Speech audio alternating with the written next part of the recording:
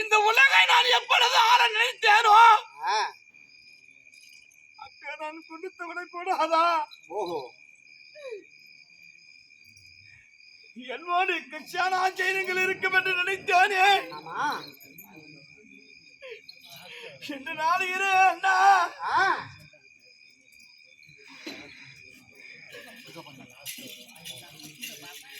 வேணாடா துரியோதனா, உனக்கு இந்த சண்டை வேண்டாம் என்று உரைத்தார்களே.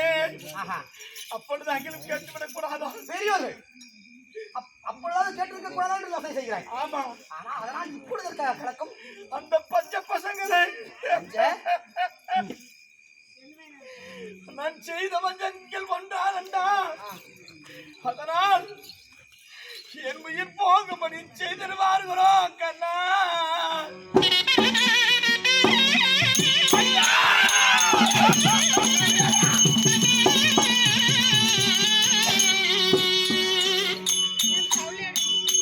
பாண்டவருக்காக பயப்படுகிறாயா? இந்த சண்டையில என்னை ஜெயம் பெற்று விடுவார்களோ என்று அச்சப்படுகிறாயா? பஞ்சவர்களுக்காகவா? நீயா 13 வருஷமாய்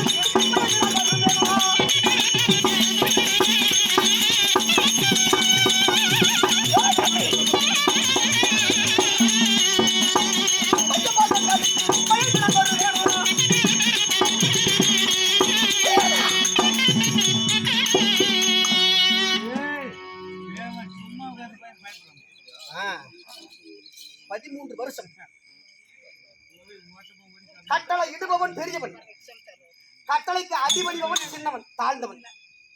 கட்டளை இடுபவன் வீரன், கட்டளைக்கு அடிபணிபவன் கோடை. எப்பொழுது நீ கட்டளை இட்டு 13 வருஷம் காட்டுக்கு வனவாசம் போனாங்களோ அப்பொழுதே 1 வருஷம் ஆயிட்டாங்க. அந்த பஞ்ச பசங்களுக்கு காட்டிலே காரைக்கடியும் சூறைக்கடியும் அறுத்து புசித்து வாழும் பாண்டவருக்கு பயப்படாதே, நான் இருக்கிறேன் ஜாதி, நான் இருக்கிறேன், பயப்படாதே. இன்னும் என்னப்பா நான் இருக்கிறேன்னு சொல்றலையா? உன்ன என்ன கால அந்த மஞ்சக நானே அந்த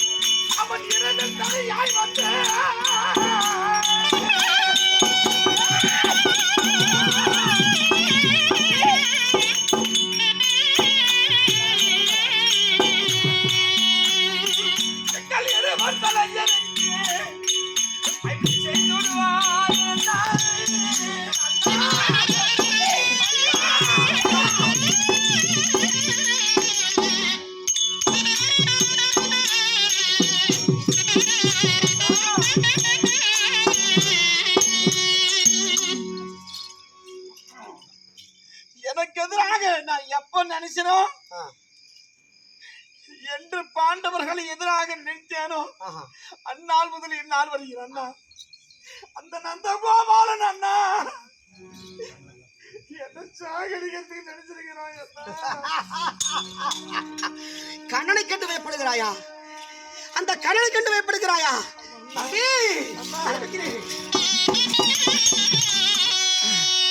வேண்டும் என்று வந்தாலும் மாய கிருஷ்ணன்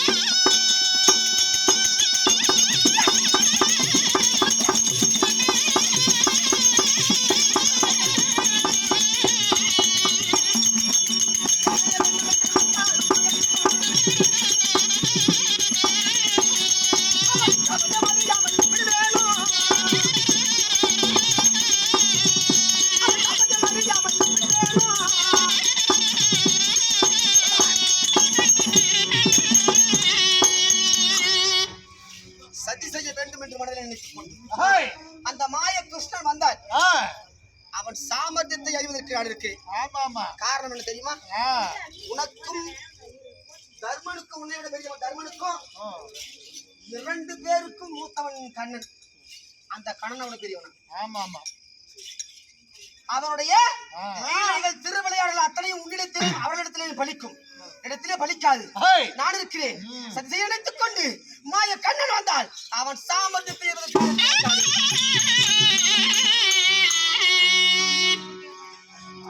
இந்த அரவ கொடையாரத்தை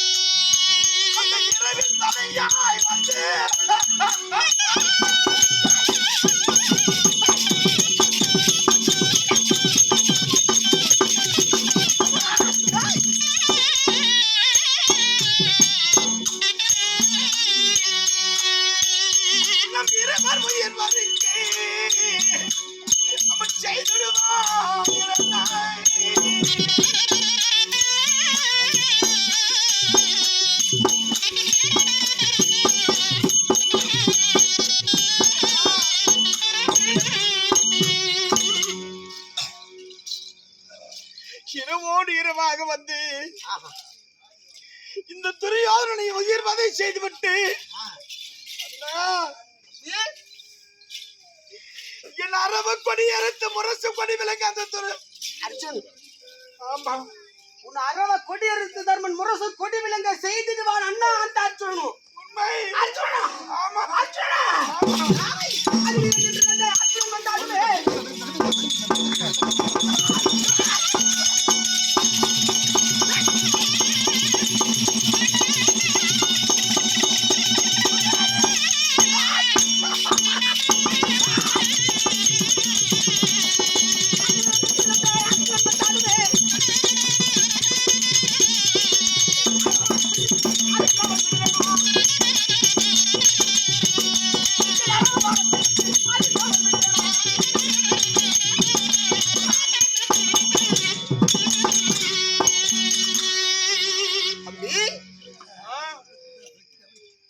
அதிவீரன் என்று அந்த அர்ஜுன் வந்தால் உன்னை சண்டையிட்டு ஜெயிப்பதற்காக என் அரவக்கடை இருக்கிறது. அஸ்வசேனன் இருக்கிறான். காலை 30, மதியம் 30, இரவு 30, 90 கலையம் பால் ஒரு நாளைக்கு ஊத்துறான். அர்ஜுனை கொள்வதற்காகவே அன்று நாள் பரியந்தம் காண்டாவனத்தை தகனம் செய்தான் அல்லவா? அந்த காண்டாவன தகனத்திலே இருந்து தப்பி உயிர் பிழைத்து பழி வாங்குவதற்காக வந்து கை கொடுத்தது நண்பன்.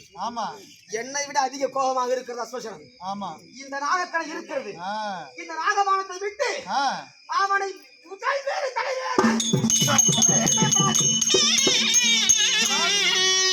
சண்டைக்கு போறேன், சண்டைக்கு போறேன், அனுப்பு. சண்டைக்கு போகிறேன், அனுப்பு.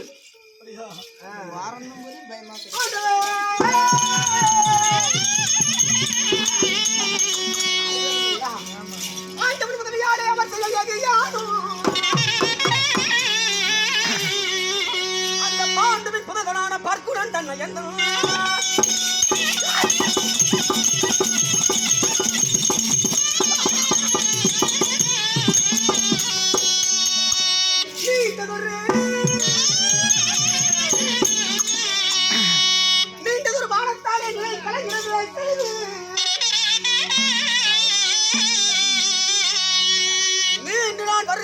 விட எனக்கு தருகிறாங்க.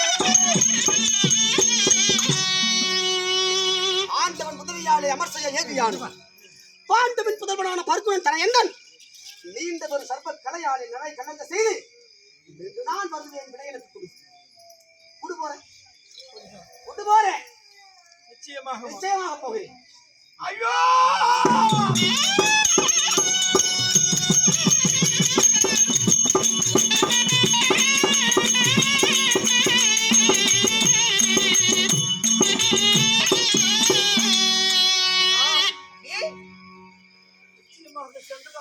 நிச்சயமா போற பயப்படாத.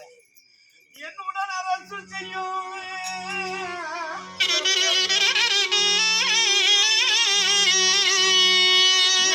அரசு செய்யும் கண்ணாக்கேடும்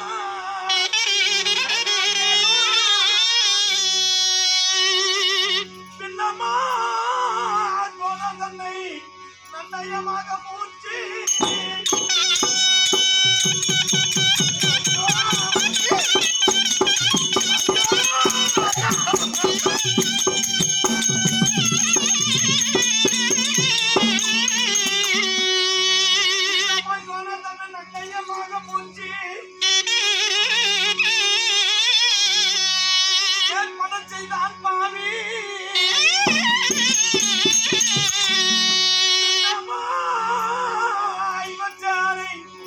பகையுடன் கொண்டு வாய்க்கண்ணா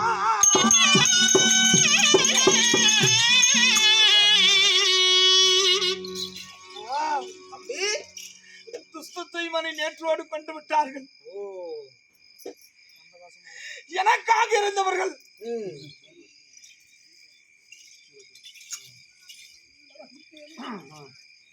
வெண்ணமாய் துரோணர் தன்னை புகழ் உள்ள துஷ்டத்தை மண் கொண்டு விட்டார்கள். சாய்த்திருக்கிறார்கள் அத்தனை பேர் ஒன்றாக சேர்ந்து. அதனால் கர்ணா நீ மட்டுமே எனக்காக இருக்கிறாய். உண்மை.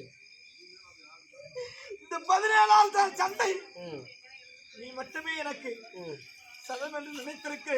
கொடு கொடு வெற்றியோடு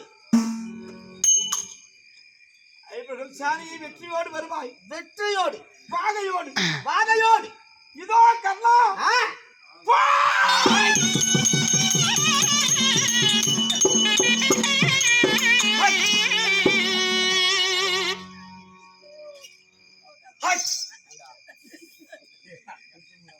ஏற்கனவே தம்பி போடுறான்னு சங்கடமா இருக்குது. நான் வேற வந்த உடனே சங்கடமா ஒரு வார்த்தையை பேசுகிறோம். அது வேற ஒரு மனுஷன் இருக்குது. இவன் தம்பி 16 நாள் சண்டை 15 நாள் சண்டை மொத்தம் நடந்தது 16 நாள். ஒரு நாள் சண்டை முதல்ல ஜெயிச்சிருக்கிறோம். 15 நாள் சண்டையில தோத்துருக்கிறான் தம்பி. ஆமாங்க. போய் வா நான் வாயிலிருந்து ஒரு வார்த்தை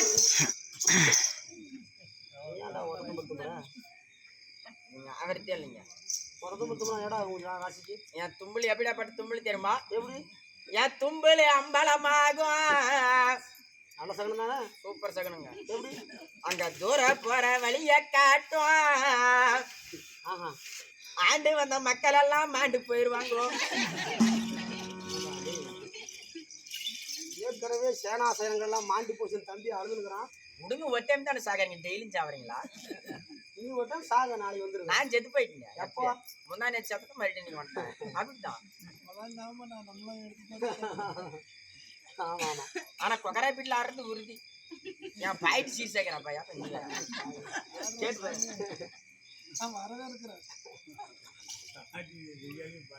கள்ளமும் கபடமில்லா கடத்த சூரிய வஞ்சக மோசம் எல்லளவும் முண்டோனிச்சு நினைக்கிற பஞ்சமத்தை யாருங்க? என் தம்பி. அதனாலதான் காலையில 3/4 கிலோ கொழுப்பு போட்டு கொடுத்துட்டோம் சரியில்ல. உண்மையாக அப்படி பஞ்சீங்களா? என்ன வந்து 3/4 கிலோ மணி 5:45 போன் வந்துச்சுங்க. நான் இழந்ததே 7:20 தான் இழந்தேன். போன் பண்ண சொல்லணும். யார் தம்பி போன் பண்ணா போன் எடுக்க மாட்டேன். அப்படியே அது சரி தம்பி இன்னைக்கு ஆட்டம் நான் மழை வருதுண்ணா அப்படின்னா ஒன்னும் பிரச்சனை வாப்பாண்ணா. அப்படியே கறி எடுத்துன்னு அடுத்து நீ ஒரு சூப்பர் கறி வாப்பாண்ணா. அப்படியே போய் கவரை பிரிச்சு பார்த்தா தான் தெரியுது கறி புறம் வெறும் கொழுப்பி.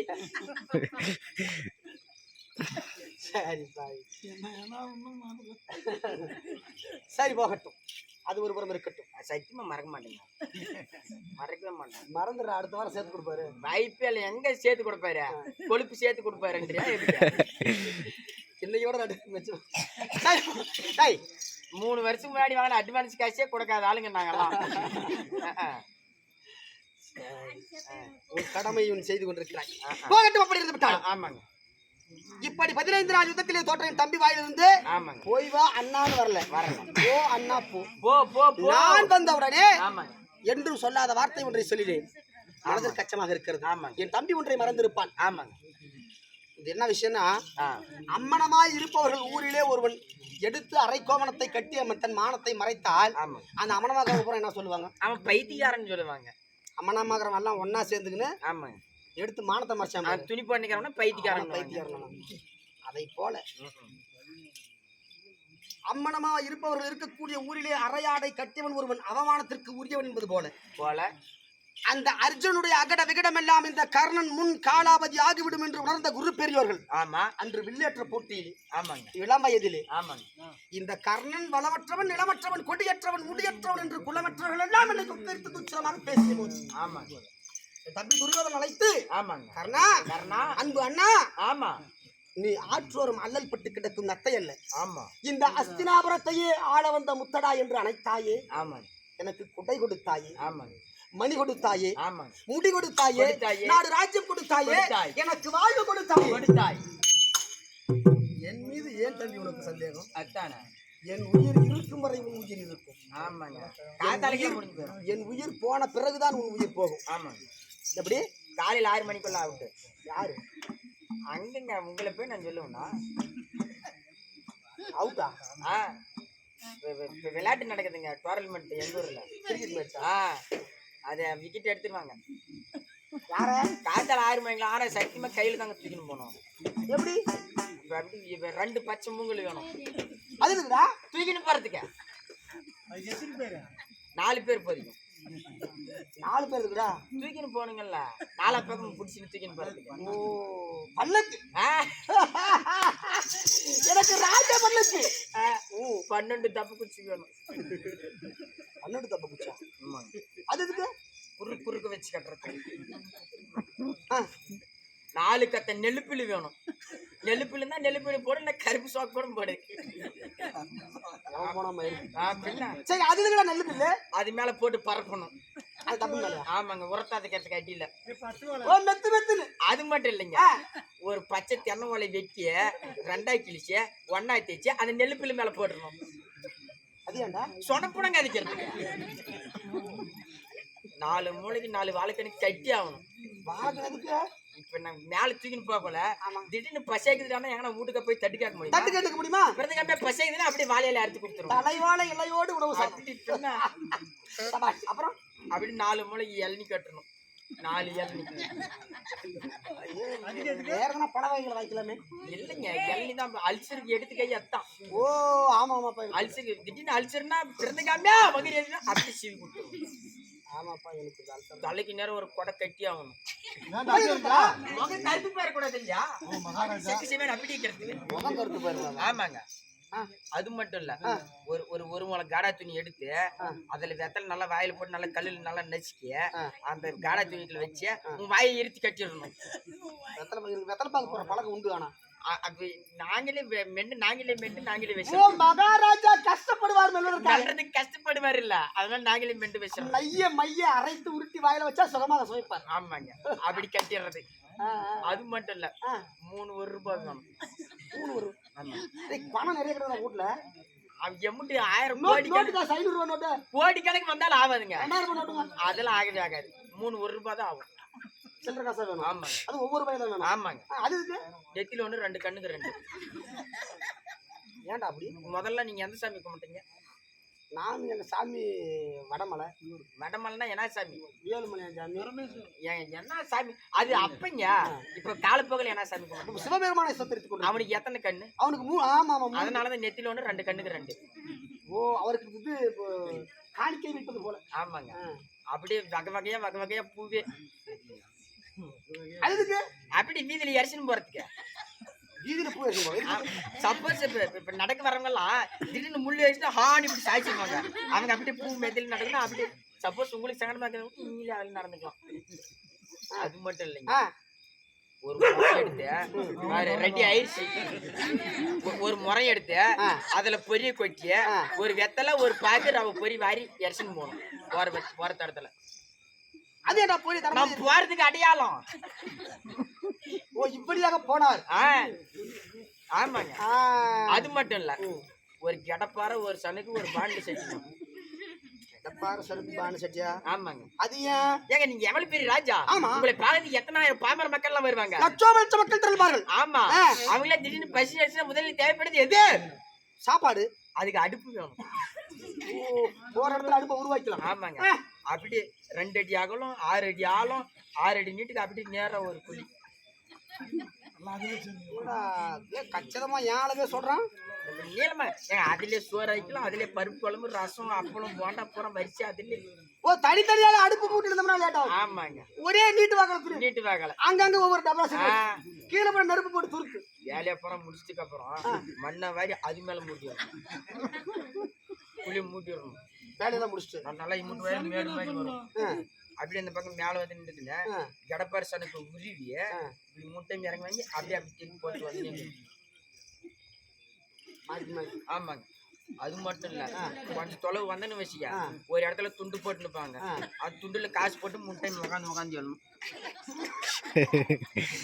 ஆமாங்க. எழுந்துட்டு கால் வலிக்கும்ல அதனால உட்காந்து எழுறது நம்ம எக்ஸசைஸ். நம்மளுக்கு யாரு வேணாம் 15 நாள் கழிச்சு இதே மாதிரி 15 நாள் கழிச்சு அது என்னாச்சுக்கு ஆட்ட ஆடுறதுக்கு. இப்ப மகாராஜா பேர சொன்ன அப்படி பேர் மூலம் அப்படி அண்ணாண்ட ஒரு நாட்டிய பெண்கள்லாம் நடனம் ஆடுறது இல்லையா, இந்தாண்ட அப்படி இப்ப எல்லாம் சாரையை குடிச்சு இந்தாண்ட ஒரு பக்கம் அப்படியே உங்களுக்கு அப்படியே கேரளா மூலமே அப்படி கரகாட்டத்தோட ஆடம்பரமா சந்தோஷம் தான் சத்தா உனக்கு. ஆனா அதுல முனுசாமி கிளம்புனா தான் பப்பு நட வைப்போம். இவ்வளவு நேரம் என்ன சாகரத்தை பத்தி நான் அடக்கமாட்டதை பத்தி தான் பேசிக்கிறேன். நான் போய் சாக உங்களை மாதிரி நான் பிஎஸ்சின்னு போட்டு சாகரத்தை பத்தி பேசுறேன். அப்ப மகாராஜா பீட்டர் மகாராஜா இவ்வளவு நேரம் கதையமா நான் என் பணத்தை தூக்கிட்டு போறதுன்னு சொல்லுறான் எவ்வளவு நேரம். ஆனா சத்தியமாங்க அடுத்து மோளம் சேர்த்து ஆனா மோளம் அடுத்து மோளை தரத்து இப்ப அட்வான்ஸ் கொடுத்துட்டேன். எப்படி அடிப்பாங்க அப்படியே இப்ப காலையில ஒரு வேலை காலையில தூக்கி பார்த்தேன்னு வச்சியா வீட்டுக்கு இருக்கும்போது எப்படி தெரியுமா வைப்பீங்க, சட்டனுக்கு வெங்காய கொட்டனுக்கு சட்டனுக்கு வெங்காய கொட்டனுக்குன்னு ஒரு கொஞ்சம் ஒரு ஆளுக்கு 6 கட்டி ஊத்தி பாரு மோளை அடிக்கணும்.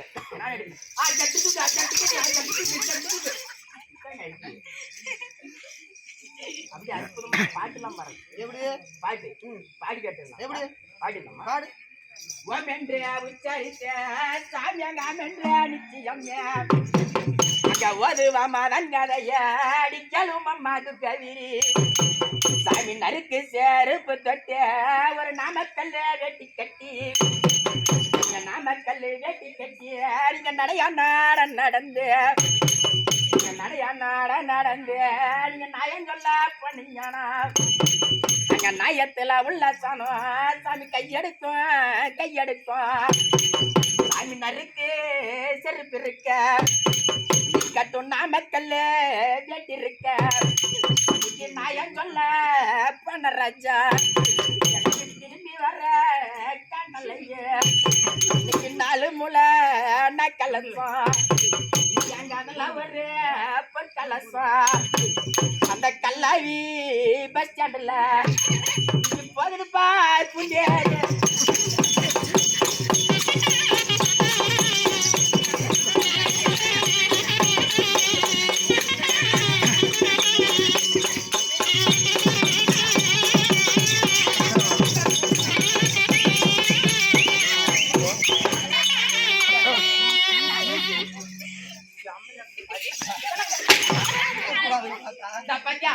ஒரு அடி அடிக்க சொல்றேன்.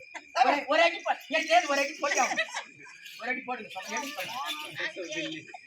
போடுங்க பட்டினா புஷ் சொரமானது புஷ் படாய் நம்மளுக்கு என்ன சரி போகட்டும். சாக துணிந்தவனுக்கு சமுத்திரம் வழங்க அளவுக்கு புரியுதா? ஆமாங்க.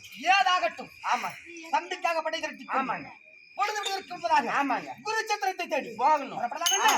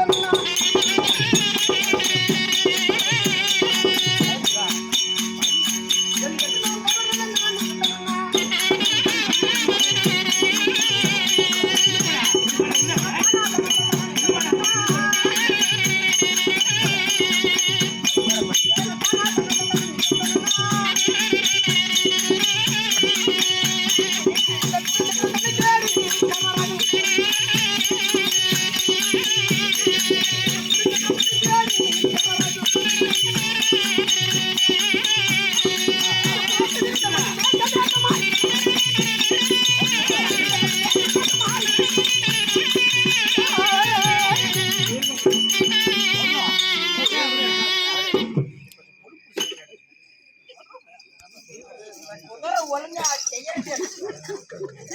டேய், காற்றோடு காற்றாக ஆமாங்க எல்லையற்று பாயக்கூடிய வேகமா போகும். என்னுடைய ஆமாங்க புறவைகள் குதிரை. வட திசை புறமாக தலை சாய்ந்து படுத்து விட்டது. ஆமாங்க இதற்கு காரணம் என்னவாக இருக்கும்? என்ன இருக்கும்?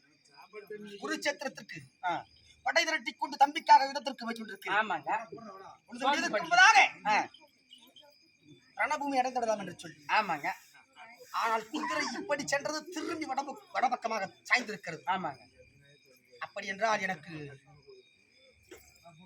ஏதோ மனக்கலக்கமாக இருக்கிறது. ஆமாங்க டேய், வை. இந்த குதிரை ஒரு பக்கம் இருக்கட்டும். ஆமாங்க ஏய்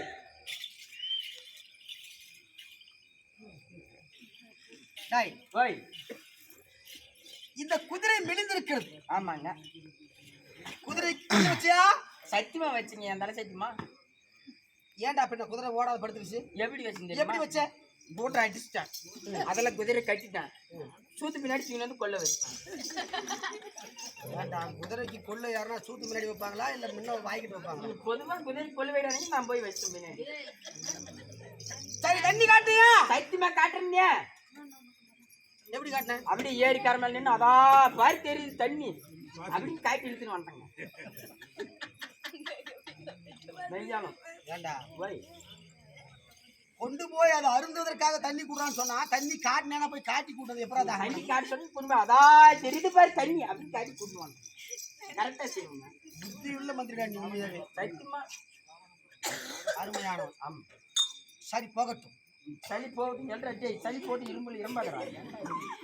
வடதிசை புறமாக இதை அறிகுறி காட்டுகிறது என்று சொன்னால் ஏங்க எனக்கு ஒரு சந்தேகம். வடதேச பக்கம் காட்டுது. உங்களுக்கு சொந்தமானவங்க என்ன வடதேசில என்னக்கிறாங்களா? மகாராஜா குதிரைக்கு தான் வச்சே இல்லைடா பையா. வச்சதுக்காக என்ன ஜானிஸ் நீ இது தூக்கி வந்தா நாம இருப்பா. நட்புக்காக நன்றிக்காகவே வாழ்ந்து கொண்டிருந்தேன். ஆமாங்க. இந்த மகாநதி கண்ணுக்கு மறுபக்கம் இருக்கிறது. ஆமாங்க. நானும் சம்சார வாழ்வை வாழ்ந்து நானும் மனைவி மக்கள் பெண்டு பிள்ளை என்று சுகபோக வாழ்வை அனுபவித்தவன். ஆமாங்க. வடதிசை படத்தில் யாரு இருக்கிறது தெரியுமா? யாருங்க? பொன்னிராஜர் பட்டணம் இருக்கிறது, கலிங்க தேசம் இருக்கிறது. என்னுடைய மனைவி சுபாங்கி இருக்கிறாள். ஆமாங்க.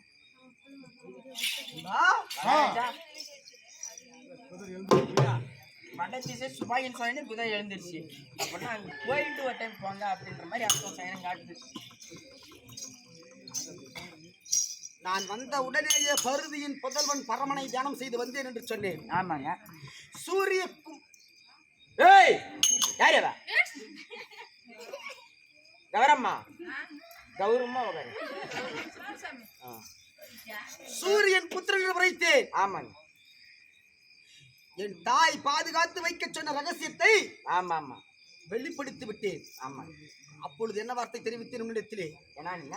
உனக்கு மட்டுமல்ல, ஆமா இந்த சபைக்கு மட்டுமல்ல, ஆமா இன்னொருவருக்கும் இந்த ரகசியத்தை தெரிவிக்க வேண்டிய நிர்பந்தம் வந்திருக்கிறது என்று உரைத்தேன். ஆமாங்க. அது யார் தெரியுமா? யாருங்க? என் மனைவி சுபாங்கி. என்னை பிரிந்து 9 ஆண்டு காலமாகிறது. ஆமாங்க. 4 பிள்ளைகளை, ஆண் பிள்ளைகளை பெற்றிருக்கிறேன். ஆமாங்க. விடசேரன், விடகேது, விடவர்மன், விஸ்வகேது. ஆமா.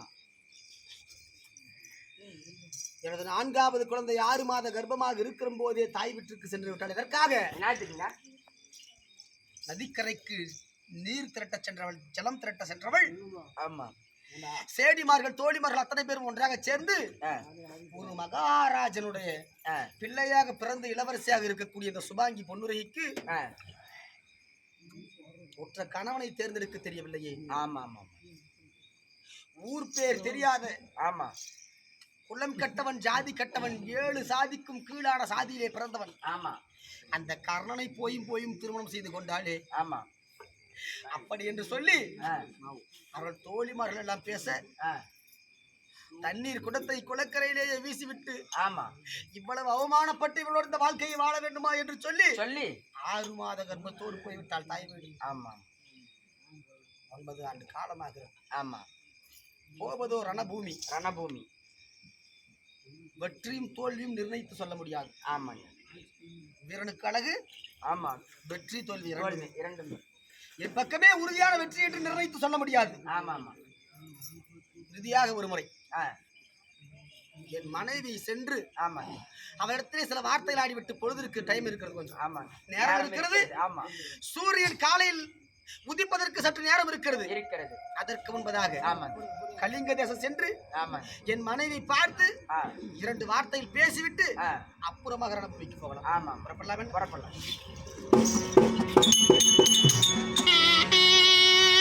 என் பொன்னுரிமை அரண்மனை புறப்பட்டான் கர்ணனும்.